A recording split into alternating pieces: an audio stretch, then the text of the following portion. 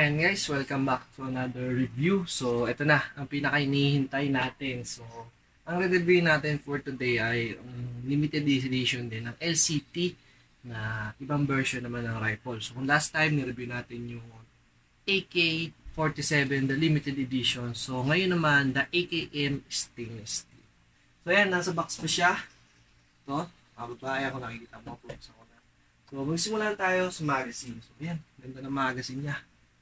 Stainless. So, ang ano lang nito, hindi naman sa downfall or pinaka-comment ko lang personally, hindi siya high cap. So, naka-mid cap lang siya. Pero stainless steel. Ito yung original magazine ng stainless steel. So, stainless steel siya talaga. Legit, hindi siya plastic. Stainless talaga siya. So, napaka-quality. Medyo pricey lang din siya. Medyo malang kuha namin. So, medyo malang market price niya compare sa mga ibang unit. So, ayan. So, then, ayan na naman ang mga paniki units na pwede natin maging example. So, may mga vlog yan. Tingnan nyo na sa YouTube channel natin. Then, ayan. Mamaya, makikita nyo. And then, mga pwede yan. Available ngayon yan dito sa Paningin Shop sa LCT. So, nung nakaraan ay in-review natin yung vintage na AKM. So, this na tayo sa level 3 sa pinakamaganda. So, sa AKM to AK vintage and to AK steel. So, ayan. So, balot na balot siya. Napakaganda balot na balot. Ayan. With tags. So, ayan, may tag siya. The limited edition stainless na orange na iba. Iba siya, hindi siya black. So, ayan. AKM N. Ayan na. Stainless meaning yan. So, ang regular na dog tag ay kulay itim. Ng gun tag pala. So, sa tao kasi dog tag. Tawag dito ay gun tag. Sa barrel ay kulay orange. Dahil limited edition siya. Shame siya nito. Ito. LCT. So, ayan, sealed na sealed pa with manual. So, ayan, usually manual, LCT. So, ayan, talagang mamili dito ng mga unit. Meron din naman M4, pero ang Paniki Shop, syempre, AK kami, more on AK ang paninda namin. Ayan, meron din siyang kasamang manual, pwede kayong mamili ng mga units. Diyan, so, ayan, pwede kayong mamili ng mga unit. Then, yung pinaka-barrel mismo, so guys, yung pinaka-barrel mismo, naka-sealed siya. Compare sa ibang LCT box. Ayan, nakikita nyo may cover pa talaga yung pinaka-barrel. So, yung mga ibang LCT box ay walang ganito. So, dahil limited edition nga sa stainless, meron siyang ganyan. Ayan. Ayan, pakita lang natin. So, napaka-pogi. So, personal. So, sa video kasi, minsan kasi, mahirap i-appreciate sa video. So, lalabas din natin yan. Naghugas na din tayo ng kamay para ma-present yan. So, sa personal, napakakinis niya, napakalinis, napakapogi. Pero sa video, minsan kasi hindi natin ma-appreciate yun sa video. Pero sa personal ay napakaganda. So, baba ko lang ito para hindi malaglag. Yun sa pinaka-unit. Napakasikip niya. Pit na pit talaga siya sa box. So, the limited edition AKM. So, yan guys, napakapogi.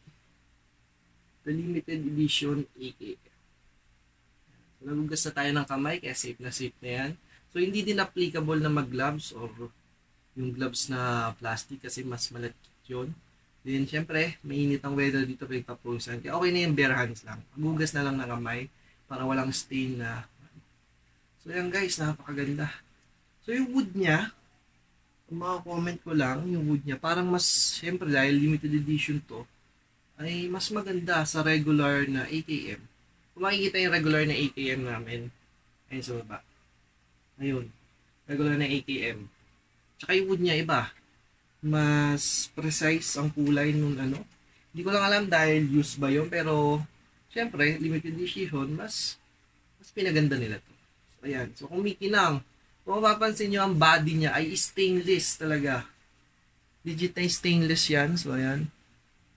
Ayan, barrel check lang tayo saglit hanggang dito. Standard barrel niya. Ayan. Then, AKM, there's original slash na flash hider. So, ayan, stainless. Angas.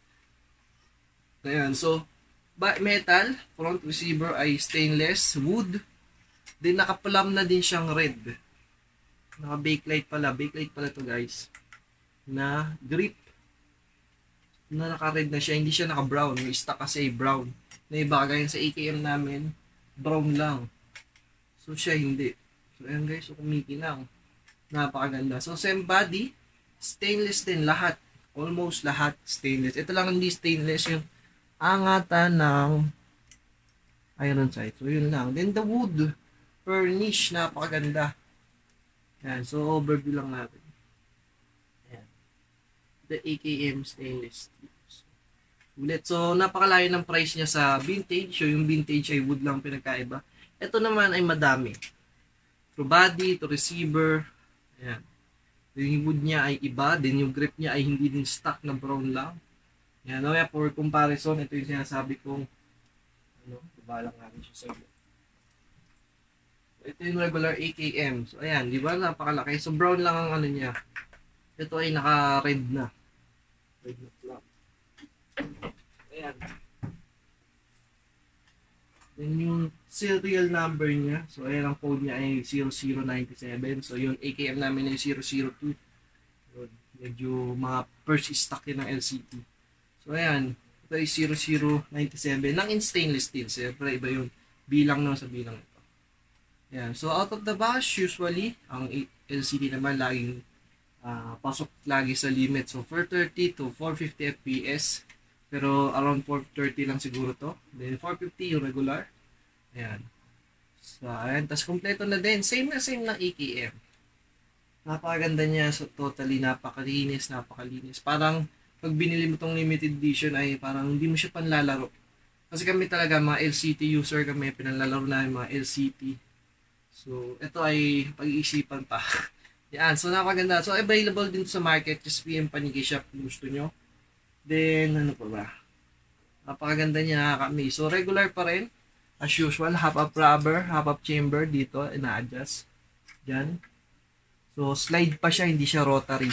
Kumbaga, forward-backward ang half-up niya. Yan. Kasi meron na mga bagong LCT, re-reviewin din natin. Yung rotary na siya, para siyang M4, iniikot yung kinaganon, paikot na siya. Ito ay iba pa. So, backward, forward lang. So, ayan. So, stock internals lang din to. Pero maganda ang internals ng LCT. Ano masasabi ko?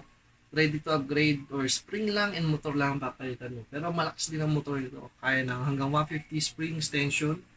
Yan. Then, ang battery compartment nito ay as usually dito pa rin.